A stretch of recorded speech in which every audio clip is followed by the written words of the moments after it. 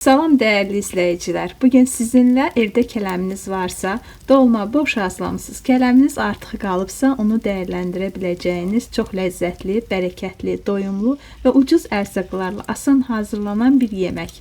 Kələm kotleti resepti bölüşürük.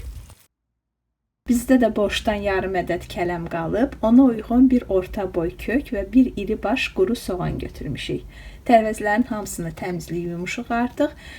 İndi kələmin özəyini çıxarırıq və onu sürkəcin iri gözündən keçirdirik. Dəyərli izləyicilər, kanalımıza dəstək olmaq məqsədi ilə elə bu dəqiqə 1 saniyənizi ayırıb bu videonun aşağı hissəsinə düşün və orada gördüyünüz barmaq yuxarı, yəni like düyməsinə toxunub bu videonu like edin.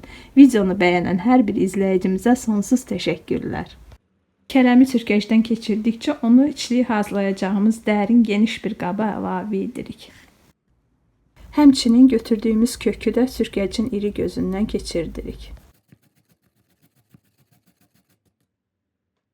Rəndələdiyimiz kökü də kələmin üzərinə əlavə edirik. Ardınca soğanı da incə kub şəklində doğrayırıq. Yazın görək sizin evdə kələm kotleti yeyilirmi, hazırlayırsınızmı və necə hazırlayırsınız?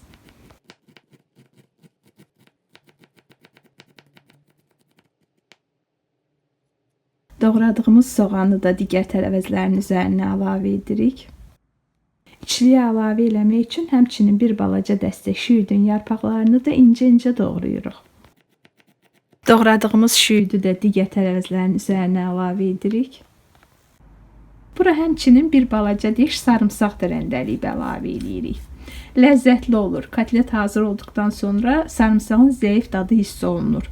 Əgər siz yeməklərdə sarımsağın dadını xoşlayırsınızsa, belə edin. Əgər xoşlamırsınızsa, bunu keçin. Sarımsağı əlavə etməyin. Bura zövqə görə duz, qara istiot əlavə edib, tərəvəzlər bir-biri ilə qarışana dək qatırıq.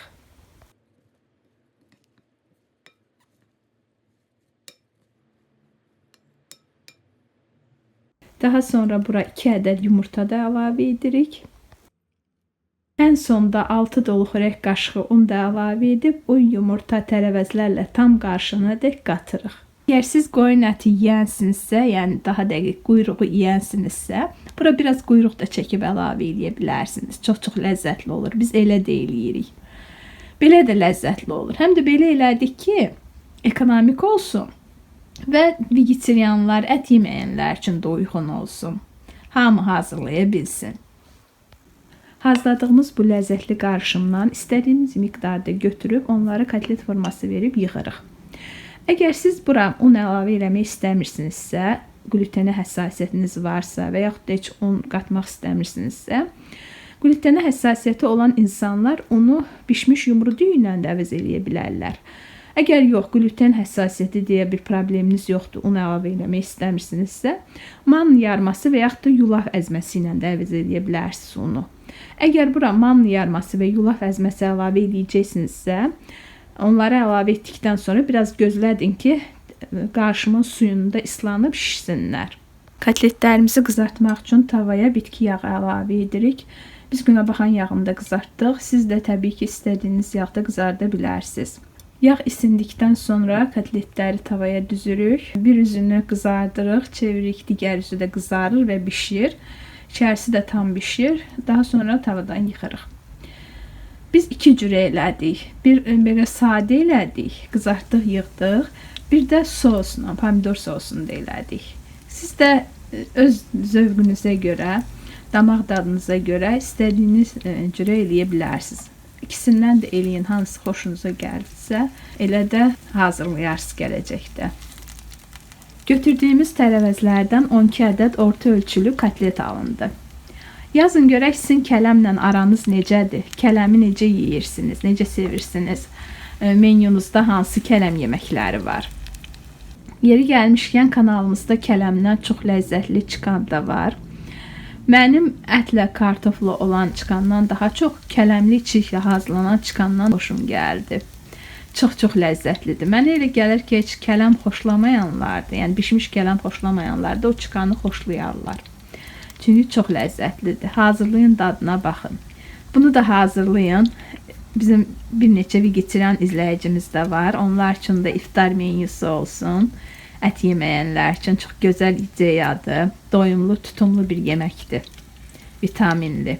Siz daha çox pişmiş, qovrulmuş kələmdən hazırlanan kotleti xoşlayırsınız, yoxsa belə çiğdən, onu da yazın.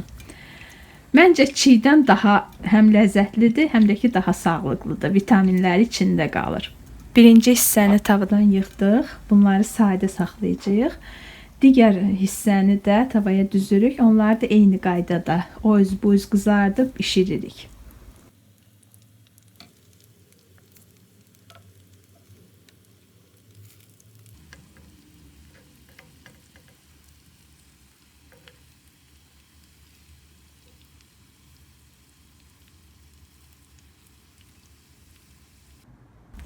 Ardınca kotletlərin üzərinə əlavə edib bişirmək üçün pomidor sosunu hazırlayırıq.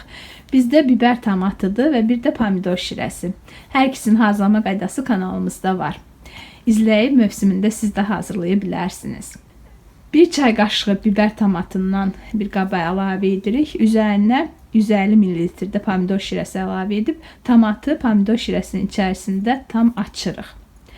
Əgər siz tomat götürəcəksinizsə, yəni pomidor tomatı götürəcəksinizsə, bir deset qaşığı tomat götürün və onu 150 ml, yəni 200 ml stəkandan stəkanın 4/3 qədər ilıq suda həll edin. Kotletlər bişib hazır olduqdan sonra hazırladığımız pomidor sosunu da üzərinə əlavə edib tavanın qapağını qoyuruq və 10 dəqiqə bişirib götürürük.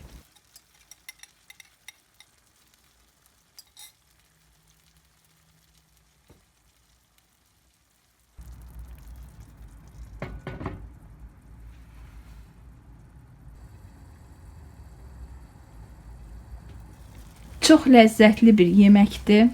Siz də hazırlayın. Yanında bir tərəvəz şorbası, doğa və yaxud da mərci şorbası hazırlayıb bir menyu kimi süfrəyə verə bilərsiniz. Əminəm ki, əgər kələmi xoşlayırsınızsa, bu yeməyi də çox bəyənəcəksiniz. Hər iki cürə hazırlayın. Baxın, hansı sizin damaq tadınıza görə daha xoşunuza gəlir. Sonra bizə hansını bəyəndiyinizi yazarsınız. Şərhlərinizi gözləyəcəyəm. Videonu like etməyi də unutmayın. Allah hər kəsin tutduğu orucu, namazlarınızı, dualarınızı qəbul eləsin. Hələlik.